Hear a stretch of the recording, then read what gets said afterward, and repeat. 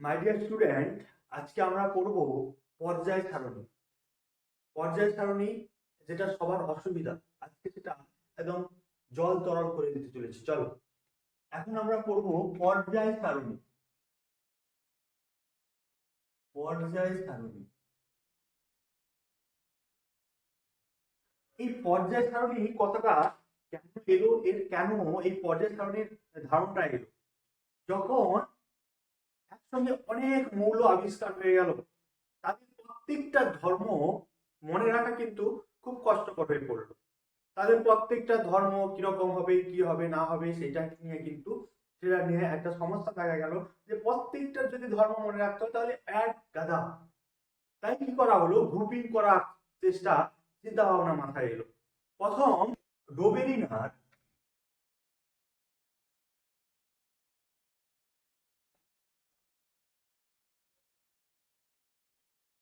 তার ত্রয়ী সূত্র আবিষ্কার করলো। ডোবেরিনার তার ত্রয়ী সূত্র আবিষ্কার করলো। অর্থাৎ ত্রয়ী সূত্র কি বললো, যে রাসায়নিক ধর্মের সাদৃশ্য থাকবে, রাসায়নিক ধর্মের সাদৃশ্য থাকবে এমন তিনটি মৌলকে, রাসায়নিক ধর্মের সাদৃশ্য থাকবে এমন তিনটি মৌলকে একটা গ্রুপ করলো।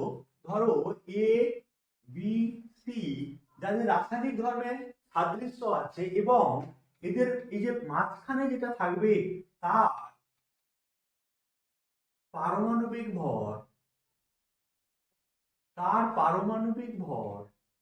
প্রান্ত দুটো মৌল অর্থাৎ এ এবং সি এর গড় পারমাণবিক ভরের সঙ্গে কি হবে, সমান হবে। যে তিনটি করে গ্রুপিং করবে যাদের রাসায়নিক ধর্মে কি থাকতে হবে, সাদৃশ্য থাকতে হবে, এবং মাঝখানে যে থাকবে প্রান্ত দুটোর কি হবে, তার পারমাণবিক ভরটা কি হবে, গড় পারমাণবিক ভরটা মাঝখানেরটার সঙ্গে সমান হতে হবে। যেরকম ধরো লিথিয়াম, সোডিয়াম আর পটাশিয়াম। লিথিয়ামের পারমাণবিক ভর হচ্ছে 7, সোডিয়ামের হচ্ছে 23 এবং পটাশিয়ামের হচ্ছে 39।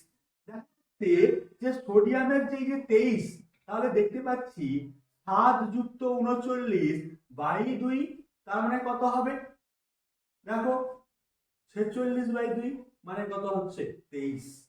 তার মানে দেখতে পাচ্ছি ডোবেরিনার এটা বলতে যাচ্ছে যে রাসায়নিক ধর্মের সাদৃশ্য থাকবে এবং এমন তিনটি করে মৌলকে কি করা হবে, স্থান দেওয়া হবে, যার যার দুটো প্রান্তের গড় পারমাণবিক ভরটা কি হবে, মাঝেরটার সঙ্গে সমান হবে। এটাই বললো ডোবেরিনার। তাই বলা হয় ডোবেরিনারের ত্রয়ী সূত্র। তিনটা করে মৌলকে কি করলো, তার গ্রুপিং করলো। এই তিনটা করে মৌলকে গ্রুপিং করার ফলে কি হলো, কিন্তু যে অনেকগুলো গ্রুপ সৃষ্টি হলো। এই অনেকগুলো গ্রুপ সৃষ্টি হওয়া মানে সেটি একই সমস্যা, একটা করে মনে রাখতে হতো, এখন তিনটা করে মনে রাখতে হবে। তিনটা করে গ্রুপ, তাহলে তিনটা করে গ্রুপিং করে এমন কিছু সুবিধা হয়ে উঠলো না। এই তিনটা করে গ্রুপ করার জন্য এমন কোনো সুবিধা না হওয়ার জন্য পরবর্তীকালে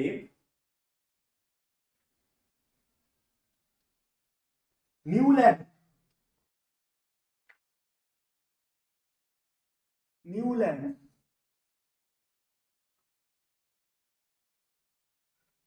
একটা অষ্টক সূত্র, নিউল্যান্ড একটা অষ্টক সূত্রের ধারণা প্রদান করল। অষ্টক সূত্র বা একে বলা হয় কি, সুর সপ্তক। অষ্টক সূত্র বা কি বলা হয়, সুর সপ্তক। অর্থাৎ যেরকম গানের সুরে সা, রে, গা, মা, পা, ধা, নি, সা, অর্থাৎ 1, 2, 3, 4, 5, 6, 7 and 8। এই দেখো 1 নম্বরে শুরু হয়েছিল সা দিয়ে, আবার 8 নম্বরটাও কিন্তু কি হচ্ছে, সাতে ফিরে আসছে। বলছে যে যেরকম গানের সুরে সা দিয়ে 1 নম্বরে যেরকম সা দিয়ে শুরু, আবার 8 নম্বরে আবার কি হচ্ছে, সা ফিরে আসছে। একই রকম ভাবে যে মৌলগুলোকে যদি একটা ক্রমানুযায়ী সাজানো হয়, একটা নির্দিষ্ট সময় পরে সেই ধর্মের কি হবে, পুনরাবৃত্তি ঘটবে। এটা কে বললো, নিউল্যান্ড। তাই তার সূত্রকে বলা হয় অষ্টক সূত্র বা সুর সপ্তক। এই কারণের জন্য যখন এই সা রে গা মা পা ধা নি সা বললো যে মৌলসমূহ গুলো একটা নির্দিষ্ট সময় পরে আবার তার ধর্মের কি হবে, পুনরাবৃত্তি ঘটবে, সেই সময় লোথার মেয়ার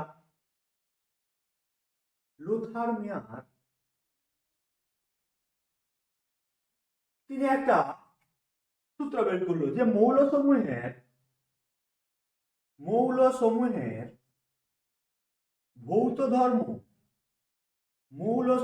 ভৌত ধর্ম তাদের পারমাণবিক ভর বৃদ্ধির সঙ্গে সঙ্গে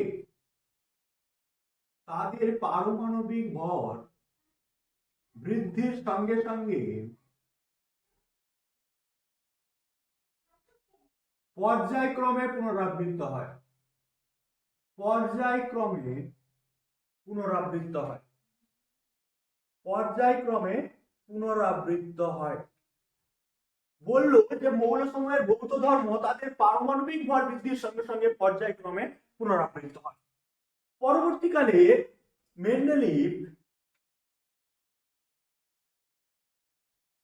মেন্ডেলিভের পর্যায়সূত্র।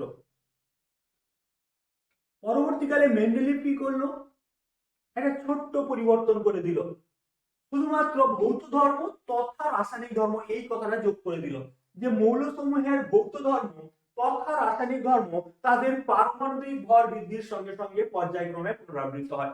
তাহলে দেখে নিই, মৌলসমূহের ভৌত ধর্ম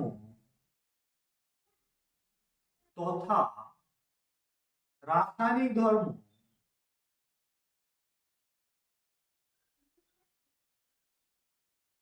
তাদের পারমাণবিক ভর বৃদ্ধির সঙ্গে সঙ্গে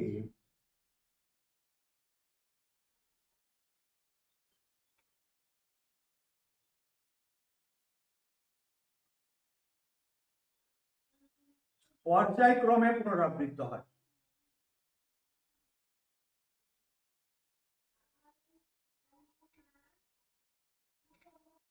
বললো মৌলসমূহের ভৌত ধর্ম তথা রাসায়নিক ধর্ম তাদের পারমাণবিক ভর বৃদ্ধির সঙ্গে সঙ্গে পুনরাবৃত্ত হয়। তাহলে লোথার মেয়ার বলেছিল কি মৌলসমূহের ভৌত ধর্ম তাদের পারমাণবিক ভর বৃদ্ধির সঙ্গে সঙ্গে পর্যায়ক্রমে পুনরাবৃত্ত হয়। পরবর্তীকালে মেন্ডেলিভ বললো মৌলসমূহের ভৌত ধর্ম তথা রাসায়নিক ধর্ম তাদের পারমাণবিক ভর বৃদ্ধির সঙ্গে সঙ্গে পর্যায়ক্রমে কি হচ্ছে, পুনরাবৃত্ত হচ্ছে। কিন্তু দেখা গেল সেই সময় কি করেছিল, একটা পর্যায় আবিষ্কার করে দিয়েছিল। পর্যায় কাকে বলবো, যে একটা এই যে পর্যায় বলতে ভূমির সঙ্গে সমান্তরাল অর্থাৎ অনুভূমিক সারিকে বলা হলো পর্যায়। এবং এই উল্লম্ব সারিকে বলা হলো শ্রেণী। তাহলে এই অনুভূমিক সারিকে বলা হলো পর্যায় এবং উল্লম্ব সারিকে বলা হলো কি, শ্রেণী। তখন পর্যায় কটি ছিল, 7টি পর্যায় ছিল এবং শ্রেণী ছিল কটি, শ্রেণী ছিল 8টি। এই 8টি শ্রেণী কি ছিল, উপশ্রেণী ছিল, এ বি এগুলো উপশ্রেণী ছিল।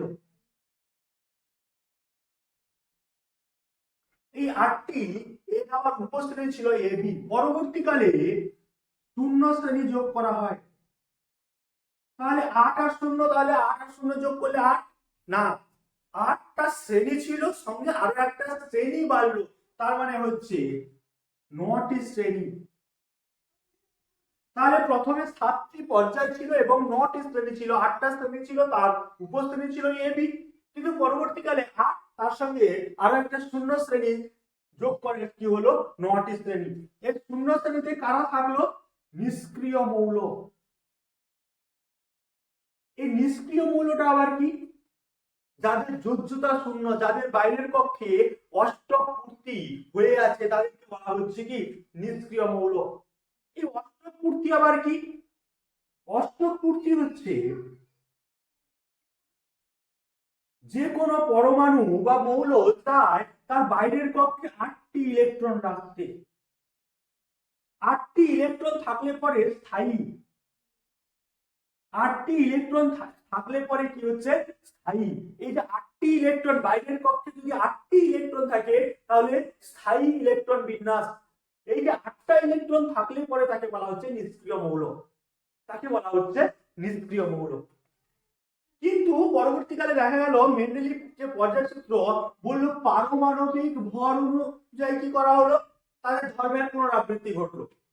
কিন্তু কিছু কিছু জায়গায় লক্ষ্য করা গেল যে ধরো এবিসি, এরকম ধরো এবিসিডি এরকম কয়েকটি পরমাণু আছে, দেখা গেল যে কিছু কিছু ক্ষেত্রে পারমাণবিক ভর যার কম সে পরে, যার পারমাণবিক ভর বেশি সে আগে।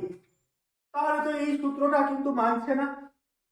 তখন এইরকম জায়গায় যেখানে পারমাণবিক ভর দেখা যাচ্ছে বি এর ধরলাম 24, সি এর 23, তাহলে নিশ্চয়ই সি আগে হওয়া উচিত, কিন্তু দেখা যাচ্ছে বি আগে অবস্থান করছে।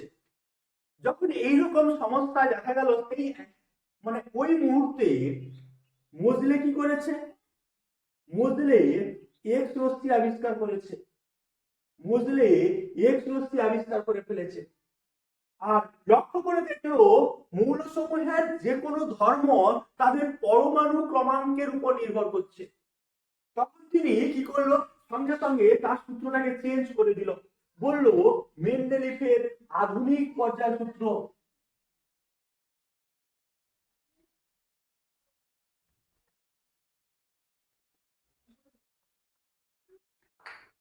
তিনি সূত্রটাকে কি করলো, চেঞ্জ করে দিল, বলল মেন্ডেলিফের আধুনিক পর্যায় সূত্র।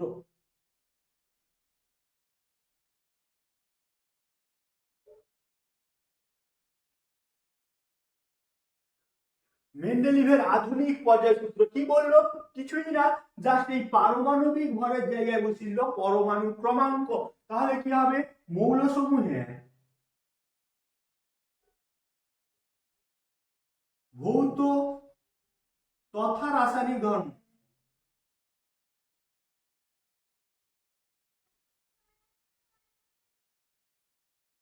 মৌলসমূহের ভৌত তথা রাসায়নিক ধর্ম তাদের পরমাণু ক্রমাঙ্ক বৃদ্ধির সঙ্গে সঙ্গে, তাদের পরমাণু ক্রমাঙ্ক বৃদ্ধির সঙ্গে সঙ্গে পর্যায়ক্রমে পুনরাবৃত্ত হয়, পর্যায়ক্রমে পুনরাবৃত্ত হয়। শুধু এইটুকু বললো যে মৌলসমূহের ভৌত তথা রাসায়নিক ধর্ম তাদের পরমাণু ক্রমাঙ্ক, শুধু এইটুকু চেঞ্জ করলো যে তাদের পরমাণু ক্রমাঙ্ক বৃদ্ধির সঙ্গে সঙ্গে পর্যায়ক্রমে পুনরাবৃত্ত হয়। এবং পরবর্তীকালে তার যে পর্যায় সারণী তাকে কি করলো, বড় করে দিল, দীর্ঘ পর্যায় সারণী। সেখানে কি করলো, পর্যায় সেই 7টি থাকলো, 7টি পর্যায় থাকলো,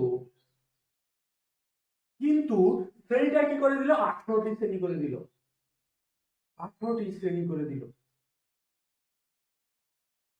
7টি পর্যায় এবং 18টি শ্রেণী, এই উপশ্রেণীটাকে তুলে দিল, দিয়ে কি করলো 7টি পর্যায় এবং 18টি শ্রেণী করলো। এটা হচ্ছে মানে দীর্ঘ পর্যায় সারণী, দীর্ঘ পর্যায় সারণী। আগে যেটা ছিল শুধু হচ্ছে পর্যায় সারণী, ছোট ছিল তখন 7টি পর্যায় আর প্লাস 0 শ্রেণী, 9টি শ্রেণী ছিল, কিন্তু পরবর্তীকালে কি করলো 7টি পর্যায় এবং 18টি শ্রেণী করে দিল, একে বলা হচ্ছে দীর্ঘ পর্যায় সারণী। এই যে প্রত্যেকটা পর্যায় এবং প্রত্যেকটা শ্রেণীর এক একটা করে নাম আছে, প্রত্যেকটা শ্রেণীর এক একটা করে কি আছে, নাম আছে। যেরকম শ্রেণী, সেখানে কারা থাকে, যারা থাকবে তাদের বলা হবে ক্ষার ধাতু, কি বলা, সোডিয়াম, পটাশিয়াম, এইগুলো কিন্তু সিজিয়াম, ফ্রান্সিয়াম, এইগুলো থাকে কিন্তু কোথায়, 1 নং শ্রেণী। তাহলে 1 নং শ্রেণীকে কি বলা হবে, ক্ষার ধাতু।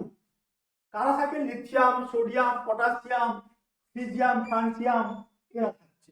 2 নং শ্রেণীকে বলা হচ্ছে, 2 নং শ্রেণীকে বলা হচ্ছে ক্ষারীয় মৃত্তিকা ধাতু, ক্ষারীয় মৃত্তিকা ধাতু। 2 নং শ্রেণীকে বলা হচ্ছে ক্ষারীয় মৃত্তিকা ধাতু। এখানে কারা থাকছে? বেরিলিয়াম, ম্যাগনেসিয়াম, ক্যালসিয়াম এরা থাকছে। 3 নম্বর থেকে 12 নম্বর পর্যন্ত, 3 নং শ্রেণী থেকে 12 নং শ্রেণী এরা হচ্ছে সন্ধিগত মৌল। সন্ধিগত মৌল 3 থেকে 12 এদের বলা হচ্ছে সন্ধিগত মৌল। 13 থাকছে কে? 13 নং শ্রেণীতে থাকছে বোরন পরিবার।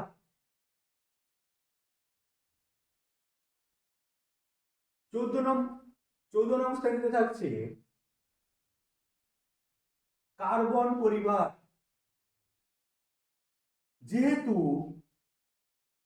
এই শ্রেণীর প্রথম সদস্য বোরন তাই বোরন পরিবার, এই শ্রেণীর প্রথম সদস্য কার্বন তাই কার্বন পরিবার। 15 নং শ্রেণী থেকে থাকছে, এটাকে বলা হয় নাইট্রোজেন পরিবার। নাইট্রোজেন পরিবার বা বলা হয় নিকটোজেন মৌল। নিকটোজেন মৌল। এই নিকটোজেন কথার অর্থ কি? নিকটোজেন কথার অর্থ হচ্ছে শ্বাস রোধকারী গ্যাস। নিকটোজেন মানে হচ্ছে শ্বাস রোধকারী। 15 নং শ্রেণী। 16 নং শ্রেণী থেকে থাকছে, 16 নং শ্রেণীতে থাকছে অক্সিজেন, তাই বলা হয় অক্সিজেন পরিবার বা একে বলা হয় চ্যালকোজেন মৌল। চ্যালকোজেন মৌল। এই চ্যালকোজেন কথার অর্থ কি? আকরিক উৎপাদক। আকরিক উৎপাদক, এটা হচ্ছে চ্যালকোজেন মৌল। 17 নং শ্রেণী থেকে থাকছে, 17 নং শ্রেণীতে থাকছে ফ্লুরিন, তাই বলা হয় ফ্লুরিন পরিবার। ফ্লুরিন পরিবার বা হ্যালোজেন মৌল।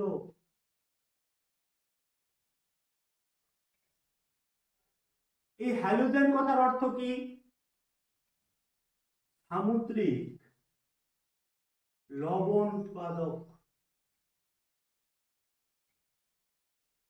দেখা যাচ্ছে এখানে এই 17 নং শ্রেণীতে কঠিন, তরল, গ্যাসীয় 3 ধরনের মৌল এখানে অবস্থান করছে। কঠিন, তরল, গ্যাসীয় এই 3 ধরনের মৌল কিন্তু এখানে অবস্থান করছে এই 17 নং শ্রেণীতে। নেক্সট হচ্ছে 18 নং শ্রেণী। এই 18 নং শ্রেণীতে সমস্ত মৌলই গ্যাসীয়, এটাকে বলা হয় নোবেল গ্যাস বা নিষ্ক্রিয় মৌল। নোবেল গ্যাস বা নিষ্ক্রিয় মৌল কে কে থাকে? এখানে থাকে হিলিয়াম, নিয়ন, আর্গন, ক্রিপ্টন, জেনন, রেডন এগুলো থাকতে দেখা যায়। এখানে ফ্রান্সিয়াম হচ্ছে তেজস্ক্রিয়, এখানে রেডন হচ্ছে তেজস্ক্রিয়। আর এখানে থাকে ফ্লুরিন, ক্লোরিন, ব্রোমিন, আয়োডিন, অ্যাস্টাকটিন। এখানে অ্যাস্টাকটিনটা হচ্ছে তেজস্ক্রিয়। তাহলে দেখতে পাচ্ছি এখানে সমস্তগুলোই হচ্ছে গ্যাসীয় এবং এদেরকে বলা হয় নোবেল গ্যাস বা নিষ্ক্রিয় মৌল। আরেকটা কোশ্চেন আসতে পারে যে Cl2 গঠিত হয় কিন্তু Ne2 বা He2 গঠিত হয় না কেন? Cl2 গঠিত হয় কিন্তু Ne2 বা He2 গঠিত হয় না কেন? কারণ হচ্ছে দেখো Cl এর পরমাণু ক্রমাঙ্ক 17, 2, 8, 7, তাহলে বাইরের কক্ষে কটা আছে? 7। তাহলে এ চাইবে ফলে বলে কৌশলে কোনোভাবে চাইবে কি এখানে তার বাইরের কক্ষে 8 করে ফেলতে, অষ্টক পূর্তি করতে। তাহলে অষ্টক পূর্তির আশায়, অষ্টক পূর্তির জন্য কি করবে? আরেকটা সেলের সঙ্গে কি করবে? সমযোজী বন্ধন করবে। ফলে কি হয়ে যাবে? এটাও 288, এটাও 288। তার মানে উভয় উভয় পরমাণু কি হচ্ছে অষ্টক পূর্তি করে ফেলছে, ফলে Cl2 গঠিত হয়, কিন্তু Ne2 বা He2 গঠিত হয় না, কারণ Ne অলরেডি বাইরের কক্ষে কি আছে অষ্টক পূর্তি করে বসে আছে, অষ্টক পূর্তি করে বসে আছে। Ne কত 10, তার মানে 2,8। তারপর দেখতে পাচ্ছি অলরেডি সে বাইরের কক্ষে 8 করে ফেলেছে, তাই কোনোভাবে একটা ইলেকট্রন কার কাছ থেকে নেবে না বা আয়ুষকে দেবে না, ফলে এই Ne2 বা He2 গঠিত করে না। আরেকটা কোশ্চেন, যেটা এটাকে নোবেল গ্যাসদের এদেরকে সেতু মৌল বলা হয়, এদের কি বলা হয় সেতু মৌল, সেতু মৌল বলা হয়। এদের সেতু মৌল কি জন্য বলা হয়, এটা সেতু মৌল এই কারণের জন্য বলা হয় যে এরা জন্য বলা হয় যে এরা যদি 18 নংটা এখানে থাকে, 1 নং তার আগে, আর আগে 17, তারপরে 1, তার মানে 17 থেকে একটা ইলেকট্রন যদি গ্রহণ করে তাহলে 18 তে পৌঁছাবে, আবার 1 থেকে যদি একটা ইলেকট্রন ত্যাগ করে তাহলে 18 তে পৌঁছাবে। তার মানে যেন 17 আর 1 এর মধ্যে একটা সংযোগ স্থাপন করছে, যে 17 রঙের অবস্থানকারী মৌল একটা ইলেকট্রন গ্রহণ করলে 18 রঙের ইলেকট্রন বিন্যাস লাভ করবে, আবার 1 নং শ্রেণীতে অবস্থানকারী মৌল একটা ইলেকট্রন ত্যাগ করলে 18 নং শ্রেণীর মৌল রূপে অবস্থান করবে, মৌলের ইলেকট্রন বিন্যাস লাভ করবে, এবং এটা হচ্ছে স্থায়ী ইলেকট্রন বিন্যাস, তাই একে বলা হয় সেতু মৌল। তাই একে কি বলা হচ্ছে সেতু মৌল, কাকে 18 নং শ্রেণী। এখানে সমস্ত মৌলই হচ্ছে গ্যাসীয়। নেক্সট হচ্ছে পর্যায়েরও কি আছে, একটা করে নাম আছে, তাহলে প্রথম পর্যায়কে বলা হয়, প্রথম পর্যায়কে বলা হয় অতি হর্ষ পর্যায়, অতি হর্ষ পর্যায়। কেন বলা হয়, যেহেতু এখানে দুটো মাত্র মৌল কি থাকছে অবস্থান করছে, তাই একে বলা হয় অতি হর্ষ, একদম ছোট পর্যায়, অতি হর্ষ পর্যায়। দ্বিতীয় পর্যায়কে বলা হয়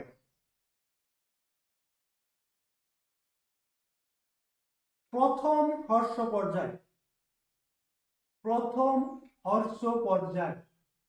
তৃতীয় পর্যায়কে বলা হয় দ্বিতীয় হর্ষ পর্যায়, দ্বিতীয় হর্ষ পর্যায়। চতুর্থ পর্যায়কে বলা হয়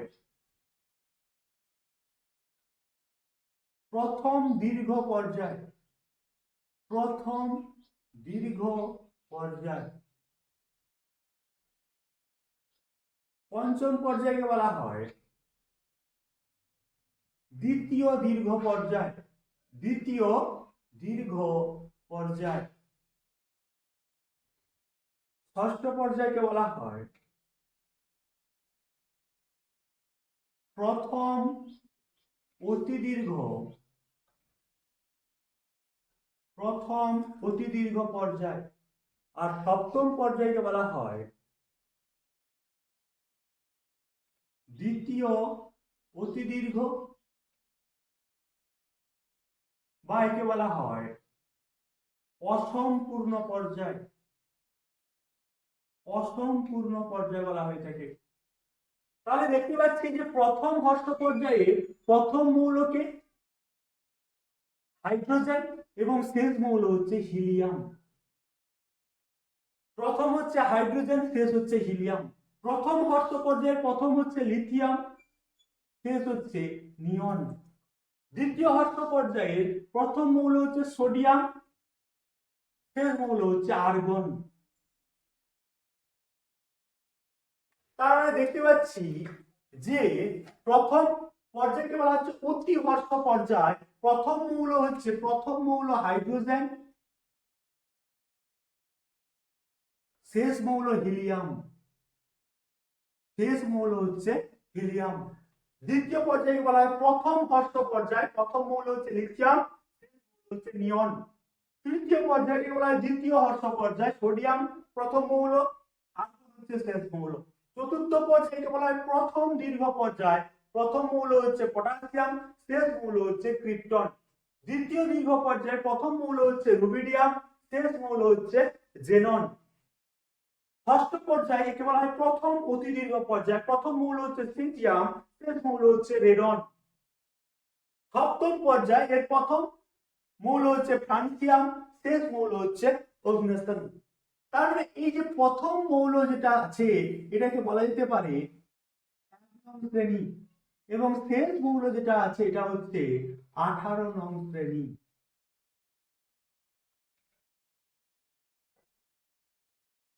এই হচ্ছে পর্যায়গুলোর প্রত্যেকটার নাম, এবং প্রত্যেকটা শ্রেণীর একটা করে বৈশিষ্ট্য আছে। কিছু কিছু বৈশিষ্ট্য আছে প্রত্যেকটা শ্রেণীর।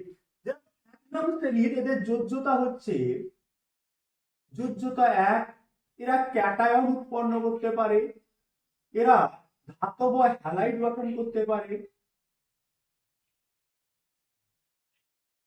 এটা হচ্ছে ১ নং শ্রেণী। 18 নং শ্রেণী সেরকম যোজ্যতা হচ্ছে 0, এরা সবসময় ১ পরমাণু, এরা সবসময় গ্যাসীয়। এগুলো হচ্ছে এই 18 নং শ্রেণীর বৈশিষ্ট্য। আবার যেরকম ১ নং শ্রেণীর বৈশিষ্ট্য আছে একই রকম ভাবে ১৭ নং শ্রেণী কারা? ফ্লুরিন, ক্লোরিন, ব্রোমিন, আয়োডিন, এরা, এদেরও যোজ্যতা কিন্তু ১, কিন্তু এরা অ্যানায়ন উৎপন্ন করতে পারে, এবং এরাও কিন্তু ধাতুর সঙ্গে যুক্ত হয়ে ধাতব হ্যালাইড গঠন করতে পারে। এরকম এই ১৭ নং শ্রেণীর বৈশিষ্ট্য হচ্ছে এটা। এখানে কি থাকতে পারে? কঠিন, তরল, গ্যাসীয় এখানে কিন্তু থাকতে পারে। আর এই যে ১ নং শ্রেণীকে ক্ষার ধাতু বলা হয় কেন? এরা জলের সঙ্গে বিক্রিয়ায়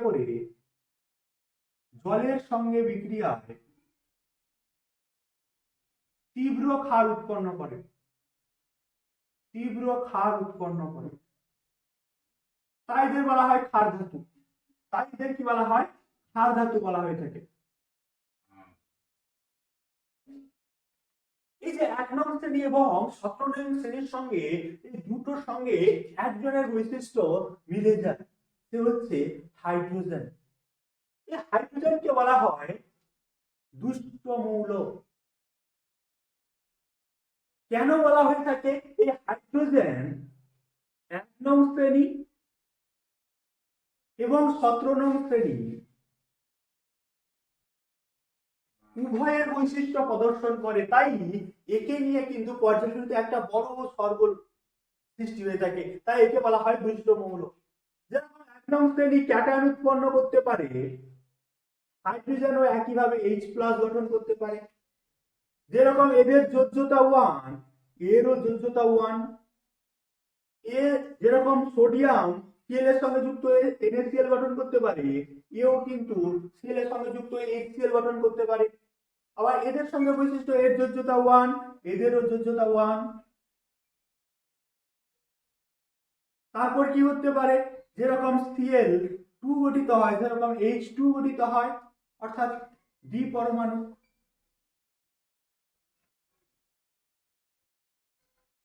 এরাও কি করতে পারে? N এর সঙ্গে যুক্ত হয়ে NaCl গঠন করতে পারে, HO এর সঙ্গে যুক্ত হয়ে ধাতব হাইড্রাইড গঠন করতে পারে, সোডিয়াম হাইড্রাইড এইসব কিন্তু গঠন করতে পারে। এই কিছু সাদৃশ্য থাকার জন্য, হাইড্রোজেনকে বলা হয় দুষ্ট মৌল। ১ নং শ্রেণী এবং ১৭ নং শ্রেণী দুটোর সঙ্গে কিন্তু সাদৃশ্য আছে, তাই একে বলা হয় কি? দুষ্ট মৌল। আমরা যেটা পড়ব পর্যায়গত ধর্ম। পর্যায়গত ধর্মটা কি? যে কিছু কিছু ধর্ম আছে যেগুলো কি হবে? পর্যায় বরাবর কি হবে? পুনরাবৃত্তি ঘটবে, সেটাকে বলা হচ্ছে পর্যায়গত ধর্ম। তাকে বলা হয় কি? পর্যায়গত ধর্ম। যেরকম পারমাণবিক ব্যাসার্ধ, তড়িৎ ঋণাত্মকতা, আয়নেশন শক্তি, ধাতব ধর্ম, অধাতব ধর্ম, জারণ ধর্ম, বিজারণ ধর্ম, এগুলো সব কিন্তু পর্যায়গত ধর্ম। একটা নির্দিষ্ট সময় অন্তর অন্তর কি হবে? ধর্মগুলো আবার পুনরাবৃত্তি ঘটবে, তাই এটাকে বলা হচ্ছে পর্যায়গত ধর্ম। আর কিছু আছে পর্যায়গত ধর্ম নয়, যেরকম দ্রাব্যতা, তেজস্ক্রিয়তা। যে দ্রাব্যতা, তেজস্ক্রিয়তা এগুলো কিন্তু পর্যায়গত ধর্ম নয়। হঠাৎ করে যে এই গ্রুপের মধ্যে হঠাৎ করে দেখা গেল রেডনের তেজস্ক্রিয়তা দেখাচ্ছে, তার মানে এখানে যতজন আছে সবাই যে তেজস্ক্রিয় হবে তা নয়, এই গ্রুপে শুধুমাত্র একটা দেখা যাচ্ছে রেডর তেজস্ক্রিয়, এরকম এটাকে বলা হচ্ছে, এগুলো কিন্তু বা দ্রাব্যতা, এগুলো কিন্তু পর্যায়গত ধর্ম নয়। সেটা আমরা পরের নেক্সট ক্লাসে সেটা আমরা কিন্তু আলোচনা করব। এখন এতটা, যদি কোনো সমস্যা থাকে, যে কোনো সমস্যা থাকবে ক্লাস 9, 10, 11, 12 এর কেমিস্ট্রি পার্টে যে কোনো জায়গায় সমস্যা থাকলে কমেন্টে জানাবে। চ্যাপ্টারে যদি কোনো সমস্যা থাকে, পর্যায় সারণী পিরিয়ডিক টেবিলের কোনো যদি সমস্যা থাকে বলবে, আমি সেই ব্যাপারটাকে নিয়ে ক্লিয়ারলি আবার বলে দেবো।